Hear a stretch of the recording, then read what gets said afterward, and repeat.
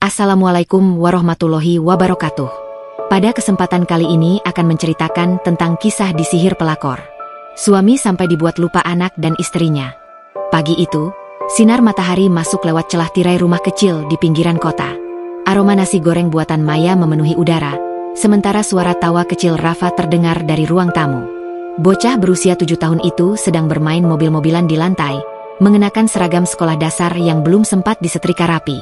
"Rafa, ayo makan dulu, nak, nanti telat sekolah," kata Maya sambil mengaduk nasi goreng di wajan. "Iya, Ma. Tapi mobil polisi Rafa mau nangkap penjahat dulu," jawab Rafa sambil tertawa keras. Dari kamar mandi terdengar suara Arman yang sedang bersiul, tanda bahwa pagi itu suasana rumah benar-benar damai. Maya tersenyum kecil. Bagi sebagian orang, rumah mereka mungkin sederhana, tapi baginya, rumah kecil dengan 2 kamar itu adalah surga yang ia rawat dengan cinta dan kesabaran. Beberapa menit kemudian, Arman keluar dari kamar mandi dengan rambut masih basah dan kemeja kerja yang baru disetrika. "Wah, wangi sekali. Masak apa hari ini?" tanyanya sambil mencium kening Maya. "Nasi goreng sederhana aja, Mas. Soalnya kemarin beras tinggal sedikit," jawab Maya pelan. Arman tertawa ringan. "Yang penting buatan kamu. Sederhana pun jadi istimewa." Kalimat itu membuat hati Maya hangat. Sejak menikah 8 tahun lalu, Arman jarang sekali berubah. Ia tetap suami yang hangat, penuh perhatian, dan selalu berusaha membuat Maya merasa berharga meski hidup mereka pas-pasan. Setelah sarapan bersama, Arman mengantar Rafa ke sekolah sebelum berangkat ke kantornya. Maya berdiri di teras, melambaikan tangan sambil tersenyum. Ia menyaksikan punggung suaminya yang semakin jauh sambil berbisik lirih, "Hati-hati di jalan, Mas." Siang harinya, Maya membersihkan rumah seperti biasa. Ia menyalakan radio kecil di dapur dan mulai mencuci pakaian sambil bersenandung. Hidupnya sederhana, tapi hatinya tenang. Ia tak pernah iri pada orang lain. Cukup baginya melihat Arman pulang dengan senyum dan Rafa tumbuh sehat. Namun, beberapa hari terakhir, ada satu hal kecil yang membuatnya sedikit cemas. Arman sering pulang lebih malam dari biasanya. Alasannya selalu sama, banyak proyek yang harus diselesaikan. Maya percaya, Arman memang dikenal rajin dan bertanggung jawab. Tapi entah kenapa, perasaan tidak enak mulai muncul dalam dirinya. Suatu malam, ketika Arman baru pulang lewat pukul 10, Maya menyambutnya di ruang tamu. "Mas, capek ya? Kok akhir-akhir ini sering lembur?" tanyanya sambil membantu membuka dasi Arman. Arman menatapnya dan tersenyum, tapi matanya terlihat lelah. "Iya, proyek baru di kantor lumayan besar." "Oh iya, aku ada rekan kerja baru, namanya Nadira. Orangnya pintar dan cepat tanggap, jadi bos sering minta kami kerja bareng." Maya hanya mengangguk. "Oh, gitu ya. Bagus dong kalau dapat rekan kerja yang rajin." "Iya," jawab Arman sambil duduk. "Tapi dia agak aneh juga. Kadang suka perhatian berlebihan. Misalnya, tiap sore dibuatin kopi, atau kalau aku lagi pusing, langsung ditawarin pijat. Mungkin dia cuma ramah, ya." Maya tertawa kecil, berusaha terdengar biasa saja. "Hehe, mungkin. Tapi Mas jangan terlalu diladeni. Nanti salah paham." Arman menatapnya, tersenyum. "Kamu ini cemburu, ya?" "Enggak," jawab Maya cepat, meski pipinya sedikit memerah. "Cuma ngingetin aja." Malam itu berlalu tanpa pertengkaran. Tapi kata Nadira terus terngiang di kepala Maya. Nama itu terasa asing tapi menimbulkan perasaan yang tidak nyaman. Beberapa hari kemudian, Maya mencoba melupakan hal itu. Ia fokus mengurus Rafa dan rumah. Tapi perubahan kecil mulai terlihat pada Arman. Ia kini lebih sering sibuk dengan ponselnya, tersenyum sendiri saat membaca pesan, dan kadang melamun saat makan malam. "Mas, makanannya nggak enak, ya?" tanya Maya suatu malam saat Arman menatap piringnya tanpa banyak bicara. "Hah? Nggak, enak kok," jawab Arman cepat, lalu tersenyum singkat. "Aku cuma mikirin kerjaan." Maya mengangguk, tapi dadanya terasa sesak. Ia tahu Arman sedang menyembunyikan sesuatu, tapi ia menolak menuduh tanpa bukti. Sampai suatu sore, saat Arman pulang lebih awal, ia terlihat sangat rapi. Parfum yang biasa dipakai pun lebih wangi dari biasanya. "Mau kemana, Mas? Bukannya hari ini nggak lembur?" tanya Maya. "Iya, tapi ada acara kecil sama teman kantor. Ulang tahun Nadira, sekalian kumpul proyek," jawab Arman santai. Nama itu kembali menusuk hati Maya. "Nadira lagi? Oh, iya, Hati-hati ya, Mas, ucap Maya pelan sambil tersenyum paksa. Setelah Arman pergi, Maya duduk di ruang tamu dengan tatapan kosong. Ia menatap foto keluarga yang tergantung di dinding, foto mereka bertiga, tersenyum bahagia saat Rafa ulang tahun lalu. Ia mengusap permukaan kaca bingkai itu dengan jari gemetar. Mas, jangan berubah, ya, bisiknya pelan. Malam semakin larut. Arman belum juga pulang. Maya menunggu di sofa sambil menggigil menahan rasa khawatir.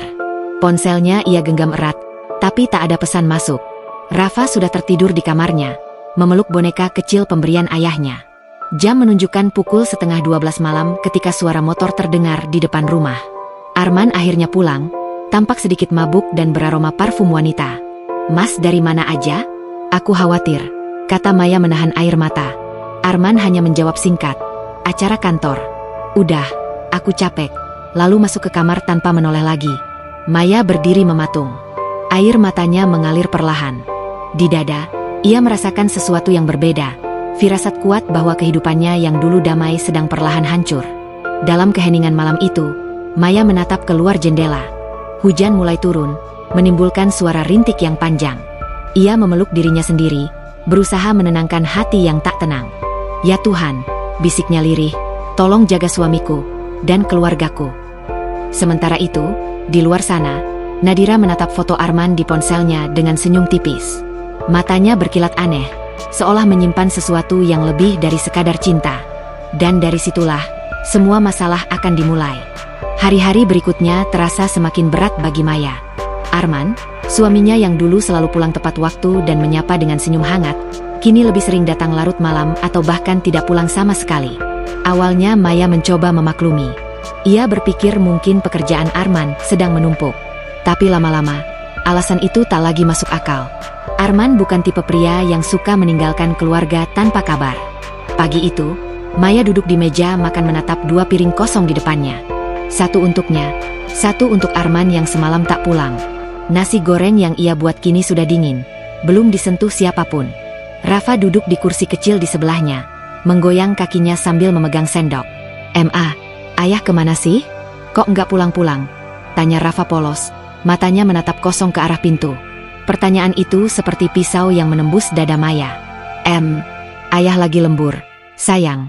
Banyak kerjaan di kantor, jawabnya sambil berusaha tersenyum. Rafa mengangguk kecil, lalu mulai makan tanpa semangat. Maya menunduk, menahan air mata yang hampir tumpah. Ia tak ingin Rafa melihat ibunya menangis. Siang harinya, Maya mencoba menghubungi Arman lewat telepon. Tapi panggilannya hanya berdering panjang tanpa jawaban. Ia kirim pesan singkat. Mas, kamu di mana? Aku khawatir. Tapi tak ada balasan. Malamnya, Arman baru pulang lewat tengah malam. Maya yang duduk di ruang tamu langsung berdiri begitu mendengar suara motornya. Ia lega sekaligus marah. Mas, kamu dari mana aja? Aku telepon gak diangkat.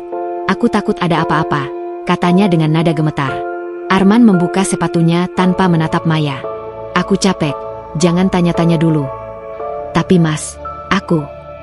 Udah, Maya, aku bilang capek. Arman membentak, membuat Maya terdiam seketika.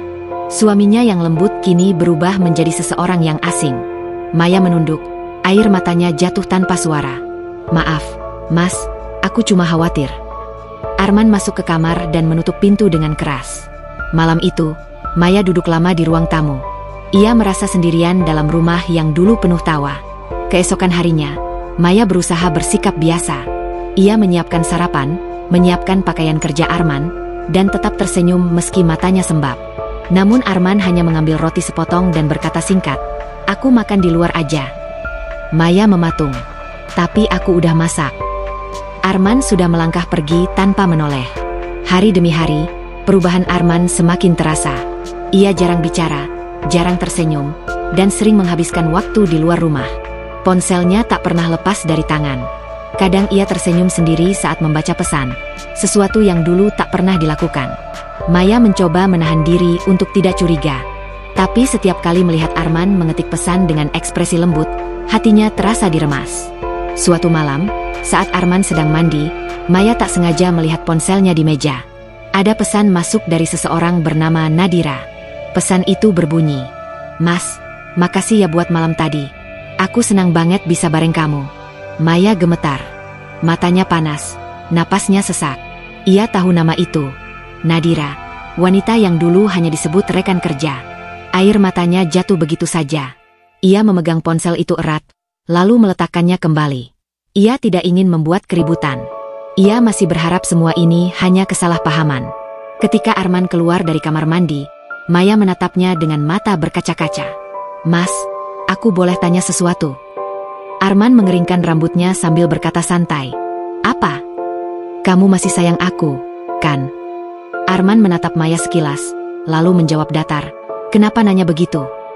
"Karena akhir-akhir ini kamu berubah.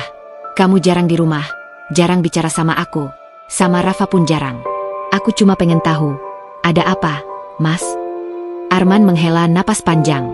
"Aku cuma capek kerja. Jangan lebay, Maya." Maya terdiam. Ia ingin berteriak, ingin menunjukkan pesan dari Nadira, tapi bibirnya keluh. Ia takut kalau benar-benar mengatakannya, Arman akan pergi dan tak kembali. Malam itu ia menangis dalam diam, di sebelah Arman yang sudah terlelap membelakangi dirinya. Hari-hari berikutnya makin dingin. Rumah yang dulu penuh tawa kini sepi. Rafa sering bertanya, "Ma, kenapa ayah jarang main sama aku?" Maya hanya bisa menjawab dengan senyum palsu, "Ayah sibuk, nak." Namun malam itu menjadi puncak kesedihannya. Arman tak pulang sama sekali. Pukul 9 malam, Maya mencoba menelpon, tapi tidak diangkat. Pukul 10, ia menelpon lagi. Kali ini tersambung. "Mas, kamu di mana?" "Udah malam." Suaranya bergetar. Di seberang, terdengar suara tawa perempuan. Lembut tapi jelas. Lalu suara Arman berkata singkat, "Aku lagi sama teman kantor. Jangan ganggu dulu." Klik. Telepon ditutup. Maya terpaku. Tawa perempuan itu terus terngiang di telinganya. Ia tahu persis suara itu bukan tawa teman biasa. Tubuhnya lemas. Ia duduk di lantai ruang tamu, memeluk lututnya sendiri. Tak lama, Rafa keluar dari kamar dengan mata setengah mengantuk. "Ma, ayah belum pulang." Maya cepat-cepat menghapus air matanya. "Belum, sayang. Ayah lagi kerja." Rafa berjalan mendekat, lalu memeluk ibunya. "Ma, jangan nangis, ya. Rafa janji bakal jagain mama." Pelukan kecil itu membuat tangis Maya pecah. Ia memeluk Rafa erat-erat. Di balik bahunya, air matanya jatuh tak terbendung. Malam itu, untuk pertama kalinya, Maya benar-benar merasa kehilangan suaminya. Meski Arman masih hidup dan bernapas di luar sana. Ia menatap ke arah pintu yang tertutup rapat, berharap Arman muncul dan mengatakan semuanya hanya mimpi buruk. Tapi pintu itu tetap diam. Dan dalam diam itulah, Maya tahu, sesuatu yang buruk sedang menelan kebahagiaan keluarganya sedikit demi sedikit. Hari itu, Maya memutuskan menjemput Arman di kantor tanpa memberitahunya lebih dulu. Ia ingin memberi kejutan kecil, berharap bisa kembali mencairkan suasana di antara mereka. Sejak beberapa minggu terakhir, hubungan mereka seperti benang rapuh yang siap putus kapan saja. Arman semakin jauh, semakin sulit diajak bicara. Maya berdiri di depan kantor tempat Arman bekerja. Sebuah gedung tinggi dengan kaca besar yang memantulkan matahari sore. Ia menggenggam kotak bekal berisi makanan kesukaan Arman, ayam goreng bumbu madu, sambil menenangkan degup jantungnya. "Semoga Mas senang," gumamnya lirih. Namun, saat Arman keluar dari lift di lobi, langkah Maya terhenti. Di sampingnya ada seorang wanita cantik yang berjalan terlalu dekat dengannya. Wanita itu mengenakan blus putih ketat, rok hitam selutut, dan sepatu hak tinggi. Rambutnya panjang terurai rapi, bibirnya merah berkilau. Itu pasti Nadira. Maya tahu tanpa perlu dikenalkan. Cara wanita itu menatap Arman, cara tangannya menyentuh bahu suaminya.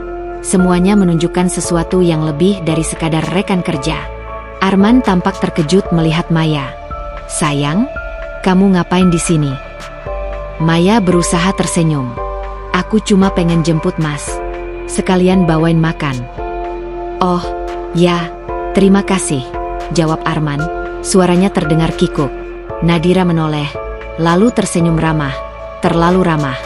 "Oh, jadi ini istrinya Mas Arman?" katanya dengan nada manis. "Saya Nadira, rekan kerjanya." Maya mengangguk sopan. "Iya, saya Maya." Tatapan mereka bertemu sesaat. Ada sesuatu di mata Nadira yang membuat bulu kuduk Maya berdiri. Dingin, tajam, tapi penuh rasa percaya diri. Seolah-olah wanita itu sedang menantang tanpa kata. Wah, Mbak Maya beruntung banget ya punya suami kayak Mas Arman. Di kantor, dia tuh jadi idola, ujar Nadira sambil tersenyum lebar. Idola? Maya mencoba tersenyum, meski dadanya terasa sesak. Saya juga beruntung, Mas Arman suami yang baik. Nadira tertawa pelan, lalu menatap Arman. Baik banget, ya? Katanya pelan tapi penuh arti. Ada keheningan sesaat. Maya merasa tatapan itu bukan sekadar iseng. Ada sesuatu di balik senyum Nadira, sesuatu yang dingin, menusuk, dan membuat hawa sekitar terasa aneh. Kalau gitu, aku duluan, Mas Arman, kata Nadira akhirnya, sambil melangkah pergi dengan langkah yang terlalu anggun untuk sekadar rekan kerja. Maya memperhatikan punggungnya sampai hilang di balik pintu kaca. Napasnya berat, matanya panas. Ia menatap Arman. Itu Nadira. Iya, jawab Arman singkat. Dia orangnya memang ramah ke semua orang. Jangan salah paham, ya. Maya tak menjawab. Ia hanya mengangguk pelan dan menyerahkan kotak bekal itu. Tapi di dalam hatinya, ada rasa tak nyaman yang sulit dijelaskan. Malamnya, Maya tidak bisa tidur. Bayangan wajah Nadira terus menghantui pikirannya. Tatapan mata tajam itu terasa seperti mengikuti kemanapun ia pergi. Ia berusaha berpikir positif, tapi firasat buruk menekan dada. 3 hari setelah pertemuan itu, Arman semakin berubah drastis. Ia mulai lupa hal-hal kecil, janji makan malam, ulang tahun Rafa, bahkan hal sepele seperti letak kunci motor. Mas, hari ini Rafa ulang tahun. Loh, kata Maya suatu pagi. Hah? Serius? Aku lupa, jawab Arman datar, tanpa ekspresi bersalah. Maya terdiam, matanya basah. Dulu, setiap ulang tahun Rafa, Arman selalu jadi orang paling bersemangat menyiapkan kue dan hadiah. Tapi kini, seolah anak itu bukan siapa-siapa baginya.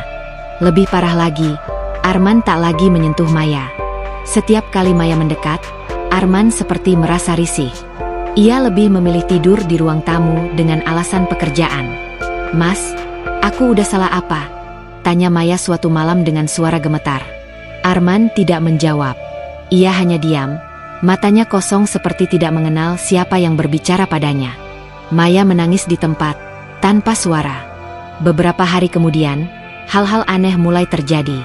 Maya sering terbangun tengah malam karena mimpi buruk. Dalam mimpinya, ia selalu melihat sosok perempuan berambut panjang berdiri di depan rumahnya. Wajahnya samar, tapi matanya merah menyala seperti bara api. Perempuan itu menatapnya tanpa bicara, lalu tertawa pelan, membuat Maya terbangun dengan tubuh menggigil. Awalnya ia pikir hanya mimpi biasa karena stres. Tapi mimpi itu datang hampir setiap malam. Suatu kali, saat sedang menjemur pakaian pagi-pagi, Maya menemukan seikat rambut panjang terikat di antara jemurannya. Rambut itu hitam pekat, halus, dan entah kenapa berbau wangi yang aneh, mirip parfum yang dipakai Nadira waktu di kantor. Maya merinding. Ia segera membuang rambut itu, tapi perasaan tidak enak semakin kuat. Malamnya, Arman pulang lebih malam dari biasanya. Tubuhnya tampak lelah, matanya sayu, tapi ada senyum samar di wajahnya. Mas dari mana? Tanya Maya pelan. Dari luar. Ada urusan kantor, jawab Arman pendek. Namun Maya melihat sesuatu yang berbeda. Ada bekas lipstik merah di kerah kemejanya. Maya menggenggam ujung kain bajunya kuat-kuat. Itu, di bajumu, Mas. Arman menatap ke bawah, lalu berkata datar. Ah, mungkin dari tumpahan kopi atau apalah.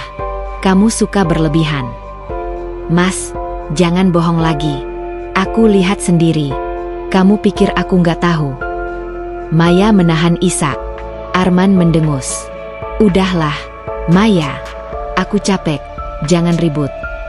Lalu ia berjalan ke kamar dan menutup pintu dengan keras. Maya berdiri mematung. Tubuhnya gemetar. Air matanya jatuh tanpa bisa dikendalikan. Ia tak tahu apa yang lebih menyakitkan, kebohongan Arman, atau tatapan matanya yang kini terasa asing dan dingin.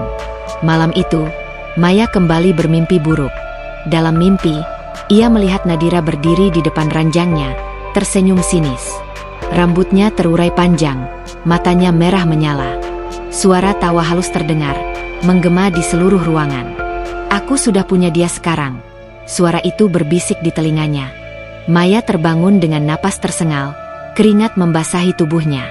Ia menatap ke arah pintu kamar yang terbuka sedikit, seperti ada bayangan melintas cepat di luar sana. Ia memeluk dirinya sendiri, menahan tangis yang tak tertahan lagi. "Ya Allah," bisiknya dengan suara bergetar. "Apa yang sebenarnya terjadi dengan suamiku?" Dan untuk pertama kalinya, Maya benar-benar yakin, Nadira bukan sekadar wanita penggoda biasa. Ada sesuatu yang jauh lebih gelap di balik tatapan matanya. Sesuatu yang perlahan menarik Arman menjauh, tidak hanya dari rumah, tapi juga dari kehidupan mereka. Matahari pagi baru saja menembus tirai kamar ketika Maya terbangun. Ia menoleh ke samping, berharap melihat wajah Arman yang biasa tidur pulas di sebelahnya. Tapi tempat itu kosong. Selimut terlipat rapi seolah tak ada yang tidur di sana. Hatinya langsung berdebar. "Arman?" panggilnya pelan. Tak ada jawaban. Ia bangkit, melangkah ke ruang tamu. Di sana, Arman sedang duduk di sofa. Wajahnya kaku, pandangannya kosong seperti orang bingung. Maya menghela napas lega, lalu menghampiri. "Mas, kenapa pagi-pagi udah bangun? Mau aku buatin kopi?" tanyanya lembut, berusaha mencairkan suasana. Namun Arman menoleh cepat. Matanya menatap Maya dengan ketegangan yang belum pernah ia lihat sebelumnya. "Kamu siapa?" Maya tertawa kecil, mengira Arman bercanda. "Mas, jangan bercanda deh. Aku Maya, istrimu." Arman berdiri, sorot matanya tajam dan waspada. "Aku nggak kenal kamu. Kamu siapa dan ngapain di rumah ini?" Tawa di bibir Maya langsung lenyap. Napasnya tersengal. "Mas, ini rumah kita. Ini aku, Maya, istrimu. Kita punya anak, Rafa." Arman mundur selangkah. "Jangan bohong. Aku nggak punya istri. Aku nggak punya anak. Aku bahkan nggak tahu kenapa kamu di sini." Kata-kata itu seperti pisau yang menusuk jantung Maya. Ia mencoba mendekat, tapi Arman langsung menepis tangannya dengan kasar. "Mas, ini aku, Maya." Suaranya parau, hampir tak keluar. "Kamu nggak ingat apa-apa? Kita udah menikah 7 tahun. Mas, kita punya Rafa, anak kita yang kamu sayang banget." Namun Arman hanya menatapnya seperti melihat orang asing. "Keluar dari rumah ini sebelum aku panggil polisi." Air mata Maya jatuh tanpa bisa ditahan. Ia menatap Arman lama, mencari secuil kenangan di mata suaminya. Tapi yang ia temukan hanyalah kebekuan. Tatapan asing. Tatapan kosong. Tiba-tiba terdengar suara langkah kecil. Rafa muncul dari kamarnya sambil mengucek mata. Ayah nggak berangkat kerja?" tanyanya polos. Arman menatap bocah itu dengan wajah bingung. "Kamu siapa?" Rafa tersenyum, tak paham apa yang sedang terjadi. "Aku Rafa, ayah lupa ya?" Namun Arman hanya diam. Ia benar-benar tak mengenal anaknya sendiri. Maya memeluk Rafa erat, menahan tangisnya agar tidak pecah di depan anaknya. "Sudah, nak, masuk kamar dulu ya," bisiknya pelan. Tapi Rafa menatap ibunya dengan bingung, matanya mulai berkaca. "Ayah marah ya, Bu?" Maya menggigit bibirnya kuat-kuat agar tidak menangis. "Enggak, nak, ayah cuma lagi capek." Namun sesaat kemudian, ponsel Arman berdering. Ia mengangkatnya, dan Maya bisa mendengar suara lembut di seberang sana, suara yang sudah terlalu familiar di telinganya. "Nadira." "Mas, kamu udah bangun? Aku tunggu di depan." "Ya." Suara Nadira menggoda dari ujung telepon. Arman menatap Maya sekilas. "Aku harus pergi." "Mas, jangan." Maya menahan tangannya. "Tolong, dengar aku dulu. Ada yang gak beres. Kamu itu disihir. Mas, kamu lupa semuanya karena Nadira." Arman melepaskan genggamannya dengan kasar. "Jangan sebut nama Nadira seenaknya. Dia wanita baik. Beda sama kamu yang tiba-tiba ngaku-ngaku jadi istriku."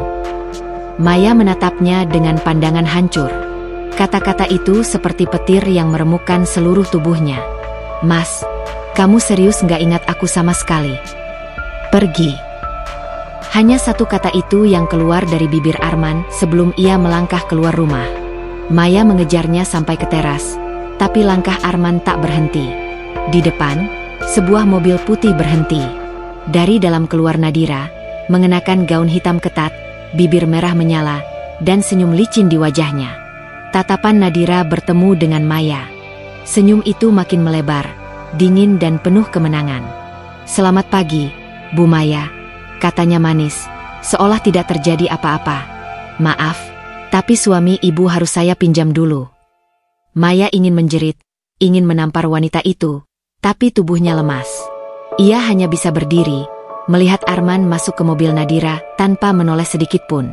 Mobil itu melaju perlahan meninggalkan halaman rumah, sementara Maya jatuh berlutut di depan pintu. Tangisnya pecah, menggema di seluruh rumah yang kini terasa begitu sunyi. Rafa berlari memeluk ibunya, ikut menangis tanpa tahu sepenuhnya apa yang sedang terjadi.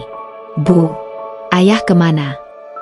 Maya memeluk anaknya erat-erat, air matanya membasahi rambut Rafa.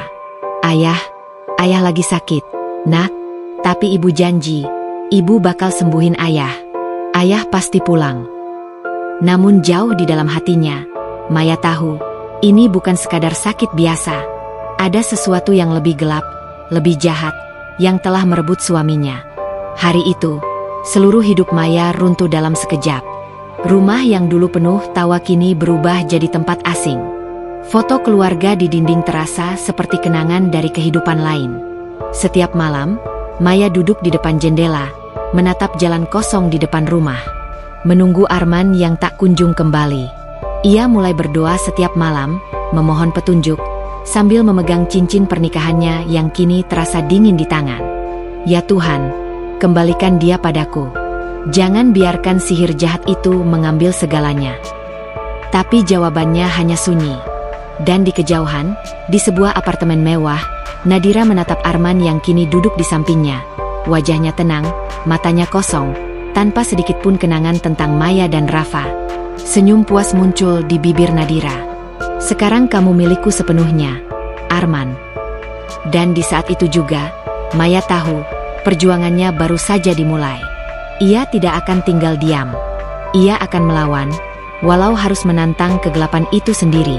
Hari-hari setelah kepergian Arman terasa panjang dan menyesakan. Maya hidup seperti bayangan, berjalan tanpa arah di rumah yang kini terasa asing. Setiap sudutnya menyimpan kenangan, suara tawa, aroma kopi buatan Arman, dan mainan kecil Rafa yang berserakan di lantai. Namun yang paling berat adalah ketika malam datang. Maya tidak bisa tidur. Setiap kali memejamkan mata, bayangan Nadira muncul, tersenyum dengan tatapan dingin dan licin. Kadang, suara tawa perempuan itu bergema samar di telinganya, seolah mengejek penderitaannya. Suatu pagi, saat Maya duduk di beranda sambil termenung, Bu Ratna, tetangga sebelah rumah, datang membawa sepiring nasi kuning. Wanita parubaya itu menatap Maya dengan iba. "Maya, kamu kelihatan makin pucat. Kamu nggak bisa terus begini, Nak," ucap Bu Ratna lembut. Maya mengangguk pelan, matanya sembab. "Aku udah nggak tahu harus gimana lagi, Bu. Arman benar-benar lupa sama aku, sama anaknya. Aku udah coba hubungi, tapi Nadira yang angkat telepon. Dia malah bilang aku jangan ganggu suaminya." Bu Ratna menarik napas panjang. "Aku udah lama curiga sama perempuan itu. Waktu kamu cerita tentang Nadira pertama kali, bulu kuduku langsung berdiri. Aura dia nggak enak." Maya menatap Bu Ratna, mulai merasa ada sesuatu yang aneh. "Aura nggak enak maksud ibu?" "Dulu, aku pernah lihat perempuan seperti dia, Maya. Cantik, manis, tapi di baliknya ada kegelapan. Orang dulu bilang, itu pengaruh ilmu hitam. Mungkin kamu perlu cari pertolongan orang pintar." Maya terdiam. Ia bukan tipe orang yang percaya hal begituan, tapi keadaan sudah di luar nalar. Arman bukan sekadar selingkuh, dia benar-benar melupakan semuanya. Bahkan anaknya sendiri. Setelah berpikir semalaman, Maya akhirnya memutuskan mengikuti saran Bu Ratna. Tapi sebelum itu, ia ingin memastikan sendiri bahwa ada sesuatu yang salah di rumahnya. Malam itu, setelah Rafa tidur, Maya mulai memeriksa kamar mereka. Ia membuka lemari, memeriksa laci, dan menyisir setiap sudut yang mungkin disembunyikan sesuatu. Dan disitulah ia menemukannya. Di bawah bantal Arman, Segumpal rambut panjang berwarna coklat keemasan, terikat dengan benang merah. Rambut itu jelas bukan miliknya. Warnanya mirip dengan milik Nadira. Tangannya gemetar saat membuka laci meja. Di sana ada segenggam tanah kering yang aneh, berbau busuk dan lembab, seperti tanah kuburan. Yang paling mengejutkan, di bawah tumpukan pakaian di lemari, ia menemukan foto keluarganya. Foto saat mereka bertiga tersenyum bahagia. Tapi wajah Arman di foto itu hangus sebagian, terbakar tepat di bagian matanya. Maya memekik pelan dan menjatuhkan foto itu. Air matanya kembali mengalir deras. Ya Tuhan, apa ini semua? Keesokan harinya, Maya dan Bu Ratna berangkat ke rumah seorang paranormal yang terkenal di kampung seberang, Ki Surya. Rumahnya sederhana tapi dipenuhi aroma dupa dan daun kering yang dibakar. Ki Surya adalah pria tua berambut putih dengan sorot mata tajam tapi teduh. Ia menyambut mereka dengan tenang. "Kalian datang membawa beban berat," katanya tanpa ditanya. Maya mengangguk, suaranya bergetar. "Suami saya tiba-tiba lupa semuanya. Ki, lupa saya, lupa anak kami. Dia pergi dengan seorang wanita. Dan saya menemukan ini di rumah." Ia menyerahkan rambut, tanah, dan foto hangus itu. Ki Surya menatap benda-benda tersebut lama, lalu menutup matanya. Ia menggumamkan doa dan mantra dalam bahasa Jawa kuno. Setelah beberapa menit, ia membuka mata perlahan. "Yang kamu alami ini bukan hal biasa," katanya serius. "Ini pelet tingkat tinggi. Ilmu hitam yang dibuat untuk mengikat jiwa dan ingatan seseorang." Maya menahan napas. "Jadi benar, suami saya disihir." Ki Surya mengangguk pelan. "Ya, lelaki itu diikat hatinya oleh perempuan yang memakai bantuan makhluk gaib. Efeknya bisa membuatnya melupakan masa lalunya, bahkan orang yang paling dicintai sekalipun." Bu Ratna menutup mulutnya, terkejut. "Astagfirullah." Maya menggenggam tangannya sendiri erat-erat. "Apa masih bisa disembuhkan? Ki, tolong, saya mohon. Saya nggak mau kehilangan dia." Ki Surya memandangi Maya dengan iba. "Bisa, tapi tidak mudah. Pelet jenis ini tidak bisa dilawan dengan ilmu biasa. Hanya bisa dikalahkan oleh kekuatan yang lebih suci, doa dan kesabaran hati." "Doa?" Maya menatapnya bingung. "Ya, perempuan yang terkena ujian seperti kamu tidak boleh putus dari doa. Bangun malam, mohon pada Tuhan agar hati suamimu dibersihkan. Bacalah ayat suci setiap kali teringat dia. Jangan biarkan amarah menguasai hatimu. Karena kalau kamu benci, sihir itu justru makin kuat." Maya menunduk, air mata menetes ke punggung tangannya. "Jadi, satu-satunya cara cuma itu?" Ki Surya mengangguk. "Aku bisa bantu dengan doa dan penawar, tapi keberhasilan tergantung dari ketulusanmu. Jangan balas dengan dendam, jangan menyerah, walau rasanya hancur." Maya memejamkan mata. Ia merasa campuran antara takut dan lega. Setidaknya sekarang ia tahu apa yang sedang terjadi. Ada harapan, sekecil apapun. Sebelum mereka pergi, Ki Surya memberikan sebotol kecil air putih dan sehelai kain putih. "Taburkan air ini di sekitar rumahmu sambil berdoa. Kain ini simpan di bawah bantalmu. Jangan biarkan rumahmu kosong dari zikir." Dalam perjalanan pulang, Maya diam sepanjang jalan. Ia menggenggam botol itu erat, seolah di dalamnya tersimpan seluruh harapan hidupnya. Malamnya, setelah menidurkan Rafa, Maya melakukan apa yang disarankan Ki Surya. Ia menyalakan lilin, mematikan lampu, dan mulai berdoa dengan khusyuk. Air matanya terus menetes saat menyebut nama Arman dalam doa. "Ya Tuhan, aku ikhlas, tapi aku mohon, kembalikan suamiku. Jangan biarkan anakku tumbuh tanpa ayah. Jika ini ujian, berilah aku kekuatan untuk melaluinya." Dan malam itu, entah kenapa, angin terasa berbeda. Tirai di kamarnya bergetar, lilin bergoyang, dan untuk sesaat, Maya merasa ada sesuatu yang berat keluar dari dadanya. Ia tak tahu apakah itu pertanda baik atau hanya perasaannya sendiri. Tapi untuk pertama kalinya setelah sekian lama, Maya bisa tidur dengan sedikit rasa tenang. Namun jauh di tempat lain, Nadira berdiri di depan cermin, menggenggam kalung hitam yang berkilau samar. Bibirnya melengkung licik. "Dasar perempuan bodoh," bisiknya pelan. "Kau kira doa bisa mengambil kembali sesuatu yang sudah jadi milikku?" Dan di saat itu juga, Maya merasakan hembusan angin dingin masuk ke kamarnya. Ia membuka mata, menatap langit-langit, samar-samar. Ia mendengar suara tawa yang pernah membuatnya ketakutan. Pertarungan belum berakhir. Tapi Maya tahu satu hal, ia tidak akan menyerah. Sejak malam di rumah Ki Surya, Hidup Maya berubah. Ia tidak lagi hanya menangisi nasib, tapi mulai berjuang. Setiap subuh, sebelum azan berkumandang, ia sudah duduk di ruang tamu dengan mukena putih, membaca doa sambil menahan isak yang kadang pecah tanpa bisa dicegah. Air doa dari Ki Surya selalu ia gunakan untuk mandi setiap pagi. Ia menyiramkan air itu dari kepala ke kaki, berbisik lirih, "Ya Allah, sucikan hatiku, bersihkan rumahku, dan lindungi keluargaku." Setelah itu, ia menyiramkan sisa air di sudut-sudut rumah, seperti pesan Ki Surya. Rafa sering menatap ibunya dengan wajah bingung. "Bu, ibu lagi apa sih tiap malam baca-baca sendiri?" tanyanya polos. Maya tersenyum, meski matanya sembab. "Ibu lagi berdoa, Nak, supaya ayah cepat sembuh dan pulang ke rumah." Anak kecil itu hanya mengangguk, lalu memeluk ibunya. "Aku kangen ayah." Kalimat itu, sesederhana apapun, seperti duri di dada Maya. Setiap kali Rafa mengatakannya, hatinya terasa mencelos. Ia ingin berkata bahwa Arman akan segera kembali, tapi setiap hari yang berlalu membuat keyakinannya goyah. Meski begitu, ia tak pernah berhenti berusaha. Suatu pagi, Maya memberanikan diri pergi ke kantor Arman. Ia tahu Nadira bekerja di sana juga, tapi rasa rindu pada suaminya lebih besar dari rasa takutnya. Ketika ia sampai di sana, Arman baru keluar dari ruangan. Maya segera menghampirinya, membawa bekal makanan yang dulu jadi favoritnya, nasi goreng buatan tangannya sendiri. "Mas," panggilnya pelan. Arman menoleh. Tatapannya datar, tanpa emosi, seperti menatap orang asing. "Kamu lagi-lagi datang ke sini?" Suaranya dingin. Maya menggenggam kotak bekal itu erat-erat. "Aku cuma mau kasih ini. Kamu suka nasi goreng buatan aku, kan?" Arman menatap kotak itu sebentar lalu menggeleng. "Maaf, saya nggak kenal kamu. Dan saya nggak makan dari orang asing." Maya tersenyum getir. "Mas, ini aku, Maya, istri kamu. Kamu dulu selalu minta aku masak tiap pagi. Ingat nggak waktu Rafa ulang tahun? Kamu." "Tolong jangan ganggu saya lagi," potong Arman cepat, lalu melangkah pergi tanpa menoleh. Maya berdiri mematung di koridor kantor, memeluk bekal yang kini terasa berat seperti beban di dadanya. Dari kejauhan, ia melihat Nadira muncul dari arah tangga, tersenyum puas sambil menggandeng tangan Arman.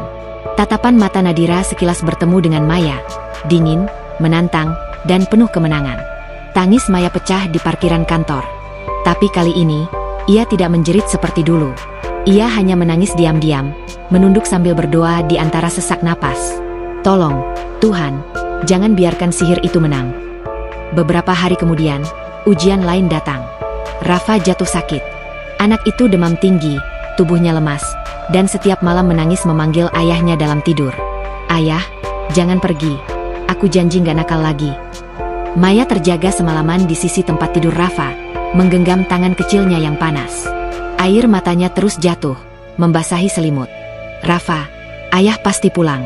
Ibu janji, ayah cuma lagi jauh sedikit. Tapi nanti, ayah akan pulang, Nak," ucapnya berulang-ulang, seperti menenangkan diri sendiri. Pagi harinya, Bu Ratna datang membawa bubur dan obat herbal. Ia menatap Maya yang tampak pucat dan lelah. "Maya, kamu juga harus jaga kesehatanmu. Anakmu butuh kamu kuat, Nak." Maya mengangguk lemah. "Aku cuma takut, Bu. Takut Rafa kehilangan ayahnya selamanya. Takut aku nggak cukup kuat buat ngelawan semua ini." Bu Ratna duduk di sebelahnya, menggenggam tangannya erat. "Kamu udah lebih kuat dari yang kamu pikir." Perempuan yang masih bisa berdoa di tengah air mata, itu tandanya hatinya belum kalah. Kata-kata itu seperti suluh kecil di hati Maya yang hampir padam. Malamnya, setelah Rafa mulai membaik, ia kembali ke kebiasaan lamanya, berdoa, membaca ayat suci, dan menangis di sajadah. Kadang di tengah malam, lampu kamar tiba-tiba berkedip, atau terdengar suara langkah kaki di ruang tamu. Tapi Maya tidak takut lagi. Ia tahu, itu hanya gangguan dari makhluk yang ingin membuatnya menyerah. Suatu malam, ia bermimpi. Dalam mimpinya, Arman berdiri di depan rumah, memanggil namanya dengan suara serak. Tapi ketika Maya mencoba mendekat, bayangan hitam tiba-tiba muncul dari belakang Arman, sosok Nadira dengan mata merah menyala. Nadira menarik Arman menjauh, sambil berbisik ke telinga Maya, "Dia milikku sekarang." Maya terbangun dengan keringat dingin membasahi wajahnya. Ia langsung berwudu dan sholat tahajud, menangis di setiap sujudnya. "Ya Allah, aku lelah, tapi aku nggak mau berhenti berjuang. Aku tahu Engkau Maha Kuasa." Tolong lepaskan suamiku dari kegelapan itu. Tolong sembuhkan hatinya, meski harus menggantikan dengan air mataku sendiri. Hari berganti minggu. Sihir Nadira mungkin masih kuat, tapi Maya merasakan sedikit perubahan. Kadang, ketika ia datang diam-diam ke tempat Arman, tatapan suaminya tidak sebeku dulu. Ada sepersekian detik di mana pandangan itu seperti mengenali sesuatu. Samar, tapi ada. Suatu kali, saat ia menyerahkan surat kecil berisi doa yang ditulis Ki Surya, Arman tidak menolak. Ia menerima kertas itu, meski tanpa kata, lalu menyimpannya di saku. Maya tahu, itu tanda kecil. Tapi tanda sekecil itu cukup untuk membuatnya bertahan. Hari-hari berikutnya, Maya semakin mendekatkan diri pada Tuhan. Ia mulai tersenyum lagi di depan Rafa, meski hatinya tetap luka. Ia masak seperti biasa, menyapu halaman, dan setiap sore, duduk bersama Bu Ratna sambil membaca doa bersama. Masih sakit rasanya, Bu, ucap Maya suatu sore, menatap langit jingga. Tapi entah kenapa, sekarang aku nggak takut lagi. Bu Ratna tersenyum. Karena kamu udah mulai berdamai dengan ujianmu. Maya, kadang Tuhan nggak langsung kasih yang kita minta, tapi Dia pelan-pelan kuatkan hati kita dulu. Maya mengangguk, menatap Rafa yang sedang bermain di teras. Anak itu tertawa kecil, meski tubuhnya masih lemah. Dalam hati, Maya berbisik, aku belum menang, tapi aku juga belum kalah. Malam itu, sebelum tidur, ia menatap foto keluarganya yang dulu hangus sebagian. Kini ia tempelkan lagi di dinding, setelah membersihkannya perlahan. Foto itu masih rusak, tapi bagi Maya, itu lambang perjuangan. Ia memandang wajah Arman di foto itu sambil tersenyum lirih. Mas, aku tahu kamu masih di sana, di balik sihir itu. Aku nggak akan berhenti sampai kamu kembali. Dan malam itu, entah karena doa Maya atau kebetulan, Arman yang sedang tidur di rumah Nadira tiba-tiba menggeliat resah. Dalam tidurnya, ia bermimpi tentang seorang wanita yang menangis sambil memeluk anak kecil. Wajah mereka kabur, tapi entah kenapa terasa begitu akrab. Hatinya terasa sakit tanpa alasan. Dan untuk pertama kalinya, Arman terbangun dengan air mata di pipinya. Beberapa minggu terakhir, Nadira merasa ada sesuatu yang salah. Arman mulai sering termenung, menatap kosong ke arah jendela, seolah pikirannya melayang jauh. Dulu, Arman selalu menurut, selalu menatapnya penuh cinta palsu yang ia ciptakan dengan mantra. Tapi sekarang, sorot mata pria itu mulai berubah, kadang kosong, kadang gelisah.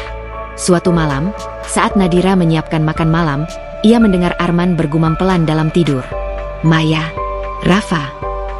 Nadira menoleh tajam. Nama-nama itu membuat darahnya mendidih. Ia menghampiri Arman, mengguncang bahunya dengan kasar. Kamu mimpi apa? Arman membuka mata perlahan, bingung. Aku nggak tahu. Aku cuma dengar suara anak kecil. Dia manggil aku, Ayah. Wajah Nadira menegang. Ia tahu betul, itu pertanda buruk. Sihir yang ia pasang mulai retak. Energi doa dari Maya mungkin mulai menembus pengaruh gelap yang ia tanamkan. Dengan marah, Nadira berdiri dan menatap cermin besar di kamarnya. Ia menggigit bibir hingga berdarah. Jadi, perempuan itu berani melawanku, desisnya. Kau pikir doa bisa menandingi kekuatan yang kubangun dengan darah? Ia membuka laci dan mengeluarkan kotak kecil berwarna hitam. Di dalamnya, ada boneka jerami dengan selembar foto Maya yang ditempel di wajahnya. Nadira mengambil jarum panjang dan mulai menusuk dada boneka itu berkali-kali. Rasakan ini, Maya. Kau akan sakit, sampai tak bisa lagi berdoa. Malam itu, di rumah kecilnya, Maya sedang membaca doa sebelum tidur bersama Rafa. Tiba-tiba tubuhnya menggigil hebat. Rasa nyeri menjalar dari dada ke seluruh tubuh, seolah ada api yang membakar dari dalam. Bu! Rafa menjerit. Bu, kenapa? Maya terhuyung dan jatuh ke lantai. Napasnya tersengal, tubuhnya kaku. Tapi di tengah rasa sakit yang luar biasa, pikirannya teringat pada pesan Ki Surya. Jangan takut. Jika kamu diserang, ambil air doa dan bacalah ayat suci. Dengan sisa tenaga, Maya merangkak ke meja kecil di dekat tempat tidur. Ia mengambil botol air doa dan meminumnya sedikit. Lalu, dengan gemetar, ia membaca ayat suci meski suaranya hampir tak terdengar. Perlahan, rasa panas itu mulai reda. Nafasnya mulai normal. Rafa menangis di sisinya, tapi Maya memeluk anak itu sambil menenangkan. Nggak apa-apa, nak. Ibu cuma sedikit pusing. Udah nggak apa-apa. Keesokan harinya, Maya pergi ke rumah Ki Surya lagi. Wajahnya masih pucat, tapi matanya menyala penuh tekad. "Ki, Nadira menyerang saya lagi. Tapi saya lawan dengan doa seperti Ki bilang." Ki Surya mengangguk pelan, menatapnya dengan bangga. "Kamu kuat, Maya. Ilmu hitam tidak akan menang melawan hati yang bersih. Tapi kamu harus tetap waspada. Perempuan itu tidak akan berhenti sebelum merasa menang." Maya menunduk, menggenggam tangan Ki Surya erat. "Saya nggak akan menyerah, Ki. Saya cuma ingin Arman sadar dan pulang." Sementara itu, di apartemennya yang dingin, Nadira berjalan mondar-mandir dengan wajah panik. Ia menyalakan lilin hitam dan menaburkan abu dupa ke udara. Tapi tak seperti biasanya, ruangan itu justru terasa berat. Angin berhembus kencang, lilin padam dengan sendirinya. Dari cermin, bayangan dirinya tampak berlipat, bukan satu, tapi 3. Salah satunya tersenyum sinis. Nadira menjerit kecil. Ia tahu, tanda itu buruk. Roh-roh yang dulu membantunya mulai menolak perintah. Energi sihirnya mulai goyah. "Aku butuh lebih banyak kekuatan," gumamnya. "Aku harus pastikan Arman tetap di tanganku." Ia lalu memanggil dukun yang dulu membantunya. Tapi bahkan dukun itu tampak ragu. "Energi yang melindungi istrimu kuat sekali sekarang," katanya lirih. "Ada kekuatan suci yang menjaganya. Kau tak akan bisa menembusnya kecuali dengan pengorbanan besar." Nadira menatap tajam. "Kalau begitu, aku akan lakukan. Aku nggak peduli apapun risikonya." Malam berikutnya, Arman kembali bermimpi. Kali ini, mimpinya lebih jelas. Ia berdiri di halaman rumah yang tampak familiar. Seorang wanita berkerudung menangis di dekat pintu, sambil menggandeng seorang anak kecil. "Ayah," suara bocah itu lirih tapi jelas. "Pulang, Ayah." Arman melangkah mendekat, tapi tiba-tiba tubuhnya tertahan oleh kabut hitam pekat. Di tengah kabut itu, muncul sosok Nadira dengan mata merah menyala. "Jangan dengarkan mereka," teriak Nadira. "Mereka bukan siapa-siapa." Arman menutup telinganya, tapi suara bocah itu semakin keras. "Ayah, aku Rafa." Suara itu menggema, menghantam batinnya. Arman berteriak, lalu tiba-tiba terbangun. Nafasnya terengah-engah, keringat dingin membasahi tubuhnya. Ia duduk di tepi ranjang, memegangi kepala yang berdenyut. Kenapa aku mimpi seperti itu?" gumamnya. Dari dapur, Nadira muncul sambil membawa segelas air. "Kamu mimpi buruk lagi?" tanyanya datar, tapi nadanya penuh kecemasan. Arman menatapnya dengan tatapan bingung. "Aku mimpi seorang anak. Dia manggil aku ayah, dan ada perempuan, dia nangis. Entah kenapa, aku merasa kenal." Senyum di wajah Nadira langsung lenyap. Ia mencoba tertawa kecil, memeluk Arman dari belakang. "Kamu cuma kecapean, sayang. Jangan pikirin itu." Tapi Arman tidak menjawab. Ia malah menatap keluar jendela, memandangi bulan yang menggantung di langit malam. Ada perasaan aneh yang tumbuh di dadanya, seperti rindu, tapi entah kepada siapa. Di tempat lain, Maya duduk di teras rumah sambil menatap langit yang sama. Ia merasa ada sesuatu yang berbeda malam itu. Angin yang berhembus terasa lembut, seperti menyampaikan kabar. Ia menutup mata dan berdoa, "Ya Allah, kalau Engkau izinkan, tolong buat Arman mengingat kami lagi, walau hanya sekejap." Dan entah kebetulan atau bukan, di waktu yang sama, Arman menatap bayangan bulan dari jendela apartemennya. Di matanya, samar-samar muncul wajah Maya, senyum hangat yang dulu selalu menyambutnya di pagi hari. Jantungnya berdebar keras. "Siapa dia?" bisiknya pelan. Nadira yang memperhatikan dari jauh, mencengkeram meja hingga ujung jarinya memutih. Ia tahu sihirnya mulai runtuh. "Tidak," katanya pelan tapi penuh kemarahan. "Aku tidak akan kalah dari perempuan lemah itu." Ia menatap cermin, dan di sana, bayangan dirinya tersenyum miring. "Kalau begitu, aku harus menghapus mereka semua, untuk selamanya." Dan malam itu, Nadira memutuskan langkah paling gelap dalam hidupnya, menyiapkan ritual terakhir untuk menghancurkan Maya sepenuhnya. Namun di sisi lain, Maya yang terus berdoa tanpa henti justru semakin kuat. Sinar ketulusan hatinya mulai menembus dinding sihir yang melingkupi Arman.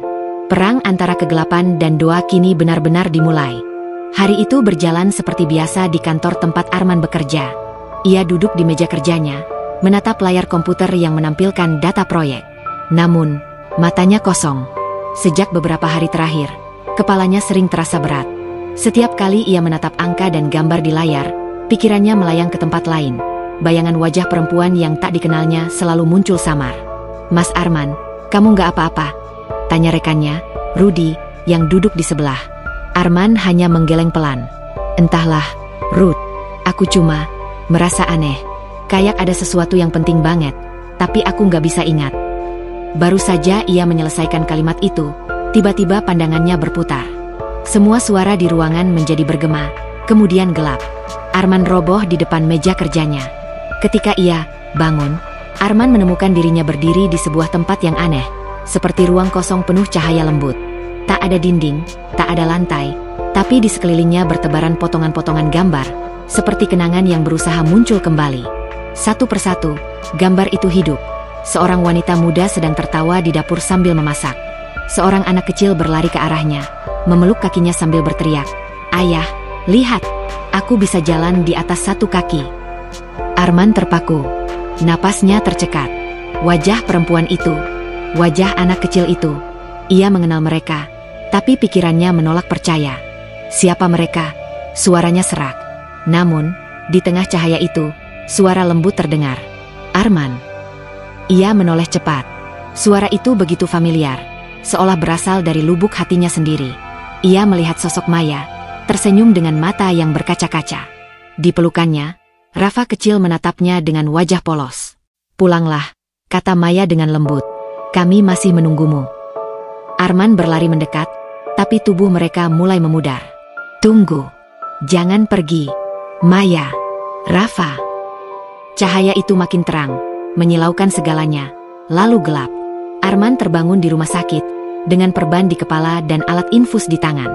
Nafasnya berat, tapi matanya terbuka perlahan. Ia menatap sekeliling, bingung, sebelum air matanya menetes tanpa ia sadari. Rudy yang menunggunya di sana segera berdiri. "Mas Arman, alhamdulillah, kamu sadar juga. Kamu pingsan di kantor tadi pagi." Arman menatapnya dengan mata merah.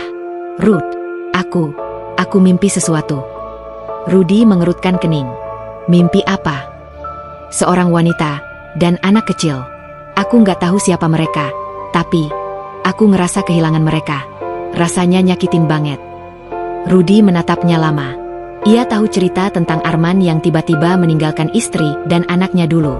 Semua orang di kantor tahu, tapi mereka tak berani bicara. Kini, Rudy hanya berkata pelan, "Mungkin itu bukan mimpi, Mas. Mungkin itu ingatanmu yang kembali." Arman terdiam. Kata-kata itu menggema di kepalanya, membuat dadanya sesak. Beberapa hari setelah pulang dari rumah sakit, Arman tak bisa tenang. Ia merasa ditarik oleh sesuatu, entah suara, entah perasaan, menuju tempat yang samar di pikirannya. Hingga suatu sore, tanpa sadar, mobilnya berhenti di depan sebuah rumah kecil di pinggiran kota. Rumah itu tampak sederhana, tapi ada rasa hangat yang aneh saat ia memandangnya. Langkahnya ragu, tapi akhirnya ia mengetuk pintu. Pintu terbuka pelan. Maya muncul di ambang, wajahnya pucat, namun matanya membulat kaget begitu melihat siapa yang berdiri di sana. "Arman." Suaranya hampir berbisik. Arman tertegun. Ia menatap wajah wanita itu lama, dan untuk pertama kalinya, dadanya terasa bergetar hebat. "Kamu," katanya pelan. "Aku pernah kenal kamu." Air mata Maya langsung jatuh. Ia menatap suaminya, berusaha menahan diri agar tidak memeluknya begitu saja. "Aku Maya," katanya dengan suara bergetar. "Istrimu." Arman mundur setengah langkah, seolah kalimat itu terlalu berat. Ia menatap sekeliling rumah, foto di dinding, mainan anak di lantai, aroma masakan sederhana dari dapur. Semua terasa akrab, tapi pikirannya masih kabur. Tiba-tiba dari dalam rumah terdengar suara kecil. "Bu, siapa yang datang?" Rafa keluar dari kamar, membawa boneka dinosaurusnya. Saat matanya melihat Arman, langkah kecilnya terhenti. Ia menatap lama, lalu berkata dengan suara bergetar, "Ayah." Kata itu menghantam hati Arman seperti petir. Ia tak tahu kenapa, tapi dadanya tiba-tiba sesak, matanya panas. Anak kecil itu, wajahnya mirip sekali dengan potongan mimpi yang ia lihat di rumah sakit. Rafa berlari dan memeluk pinggang Arman erat. "Ayah, jangan pergi lagi. Rafa kangen." Arman terpaku, lalu tanpa sadar tangannya terangkat, memeluk balik tubuh kecil itu. Saat kulit mereka bersentuhan, sesuatu di dalam dirinya pecah. Seperti tembok tebal yang runtuh, kenangan-kenangan membanjiri pikirannya. Suara tawa Maya, aroma masakan kesukaannya, malam-malam bersama Rafa, semua datang sekaligus. Ia memegangi kepalanya, menahan sakit yang tiba-tiba muncul. Aku ingat semuanya. Suaranya serak. Maya menutup mulutnya, menangis terseduh. Ia mendekat, memeluk mereka berdua. Alhamdulillah, akhirnya kamu pulang, Men. Arman menangis dalam pelukannya, sesuatu yang tak pernah ia lakukan sebelumnya. Maaf, Mei, aku nggak tahu kenapa bisa lupa. Aku ninggalin kamu dan Rafa begitu aja. Maya menggeleng, tangannya mengusap punggung suaminya lembut. Sudah, jangan disesali. Yang penting kamu kembali sekarang. Itu sudah cukup. Rafa di tengah pelukan itu tersenyum sambil mengusap air mata ayahnya dengan tangan kecilnya. Ayah, jangan nangis. Aku udah nggak marah, kok. Arman tertawa lirih di sela tangisnya. Kamu anak hebat, Nak. Sore itu berubah menjadi malam yang penuh haru. Mereka duduk bertiga di ruang tamu, berbagi cerita. Arman memegang tangan Maya erat, seolah takut kehilangan lagi. Ia menatap istrinya dengan mata yang kini jernih. Aku nggak ngerti kenapa dulu bisa sebodoh itu, tapi satu hal yang aku tahu, aku nggak mau pergi lagi. Maya tersenyum kecil, meski air matanya masih menetes. Kamu nggak sendiri, Men. Doa yang jujur pasti sampai. Tuhan akhirnya kasih jalan pulang buat kamu.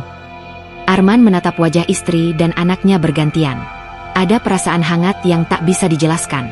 Ia tahu, perjuangan belum selesai. Tapi untuk pertama kalinya setelah sekian lama, hatinya benar-benar tenang. Malam itu, ketika Maya dan Rafa tertidur di sampingnya, Arman memandang ke langit-langit dan berbisik, "Terima kasih, Tuhan, sudah kasih aku kesempatan kedua." Dan di luar rumah mereka yang sederhana, angin malam berhembus lembut, membawa kesejukan dan ketenangan. Seolah semesta pun ikut lega karena satu keluarga yang hampir hancur, kini perlahan kembali utuh. Pagi itu, sinar matahari menembus tirai rumah sederhana mereka. Untuk pertama kalinya setelah sekian lama, Maya bisa tersenyum melihat Arman sedang menyuapi Rafa sarapan di meja makan. Pemandangan yang dulu terasa biasa, kini menjadi hal yang paling berharga di dunia. Namun, di balik senyum itu, masih tersisa perih yang sulit dijelaskan. Luka yang Maya rasakan bukan hanya karena kehilangan suaminya sementara waktu, tapi karena kenyataan bahwa semua itu benar-benar terjadi. Arman, meski tak sepenuhnya bersalah, pernah melupakan dirinya dan Rafa. Arman menyadarinya. Ia bisa melihat dari sorot mata Maya yang lembut tapi masih berhati-hati. Setiap kali tangan mereka bersentuhan, Maya tersenyum, tapi senyum itu belum sepenuhnya utuh. Setelah Rafa berangkat sekolah, Arman mendekati Maya di dapur. "Mei," suaranya pelan, nyaris berbisik. Maya menoleh sambil mengelap piring. "Iya, Men." Arman menarik napas panjang. "Aku tahu, kata maaf aja nggak cukup. Aku nggak tahu harus mulai dari mana buat nebus semuanya." Maya diam, menatap wajah suaminya lama. "Kamu nggak harus nebus apapun, Men. Yang penting kamu sadar dan pulang." "Tapi aku harus, Mei." Arman menunduk. "Aku ninggalin kamu waktu kamu paling butuh aku. Aku biarin kamu nangis sendirian, ngurus Rafa sendirian. Aku bahkan nggak ingat siapa kamu." Suaranya pecah. Maya meletakkan kain lap, lalu berjalan mendekat. "Udah," katanya lembut. "Aku udah maafin kamu. Tapi aku juga manusia, Men. Aku nggak bisa langsung lupa semuanya begitu aja. Ada bagian dari hati ini yang masih takut. Takut kalau semuanya terulang." Arman menatapnya penuh penyesalan. Ia tak bisa menyalahkan Maya. Ia tahu kepercayaan yang hancur tidak bisa dibangun dalam semalam. Ia menggenggam tangan Maya pelan. "Aku janji, Mei. Aku nggak akan biarin kamu ngerasa sendirian lagi. Aku bakal buktiin kalau aku pantas jadi suami dan ayah yang kamu percaya." Maya menatap mata Arman, lalu tersenyum kecil. "Kita mulai dari awal aja, ya." Hari-hari berikutnya, Arman berusaha menepati janjinya. Ia bangun lebih pagi, membantu Maya menyiapkan sarapan, menjemput Rafa pulang sekolah, bahkan belajar kembali kebiasaan-kebiasaan kecil yang dulu ia abaikan. Kadang, saat mereka duduk di ruang tamu, Maya masih terpaku menatap foto keluarga lama di dinding. Dalam foto itu, senyum Arman tampak lepas, senyum yang dulu hilang, dan kini mulai kembali. Namun, malam-malam mereka belum sepenuhnya tenang. Ada kalanya Maya terbangun karena mimpi buruk, mimpi di mana Arman pergi lagi bersama Nadira. Dalam mimpi itu, Maya berlari mengejarnya, tapi langkahnya seolah tak pernah sampai. Ia akan terbangun dengan napas tersengal, dan Arman selalu mendekapnya erat. "Tenang, Mei, aku di sini," bisik Arman pelan. "Setiap kali itu terjadi, Aku nggak kemana-mana. Maya hanya mengangguk, memejamkan mata sambil menggenggam tangan suaminya. Ia tahu, waktu yang akan menyembuhkan. Suatu sore, Ki Surya datang berkunjung. Lelaki tua itu membawa beberapa buah tangan dan senyum hangat seperti biasa. Alhamdulillah, rumah ini udah adem lagi, katanya sambil duduk di kursi tamu. Energi buruknya udah hilang. Maya menyuguhkan teh hangat. Terima kasih, Ki. Kalau bukan karena bantuan Ki Surya, mungkin keluarga kami udah hancur. Ki Surya tertawa kecil. Saya cuma perantara, Mei. Yang menyelamatkan keluarga ini bukan saya, tapi doa dan ketulusan kamu. Arman yang duduk di sebelah Maya mengangguk dalam. Saya nggak tahu gimana harus berterima kasih, Ki. Saya nggak pernah percaya hal-hal mistik sebelumnya. Tapi setelah semua yang terjadi, Ki Surya menatapnya dengan mata teduh. Dunia ini memang ada dua sisi, Nak Arman. Tapi yang paling kuat bukan sihir atau ilmu apapun. Yang paling kuat itu hati manusia. Selama hati kamu bersih, nggak ada kekuatan jahat yang bisa menguasai. Ia lalu menatap Maya sejenak, sebelum berkata dengan nada lebih serius. Tapi saya harus kasih tahu satu hal. Nadira, dia belum sepenuhnya hilang. Saya masih bisa ngerasain sisa energinya di luar sana. Maya langsung menegang. Maksud Ki Surya? Perempuan itu gagal, tapi dendamnya belum padam. Mungkin dia nggak akan berani datang lagi sekarang. Tapi hati yang penuh iri dan kebencian bisa menunggu waktu yang lama. Suasana ruang tamu mendadak hening. Arman menggenggam tangan Maya di bawah meja, memberi isyarat bahwa apapun yang terjadi, ia tidak akan pergi lagi. Ki Surya melanjutkan dengan tenang. Kalian nggak perlu takut. Cukup jaga ibadah, jaga cinta kalian tetap tulus. Selama rumah ini diisi doa, nggak ada yang bisa masuk.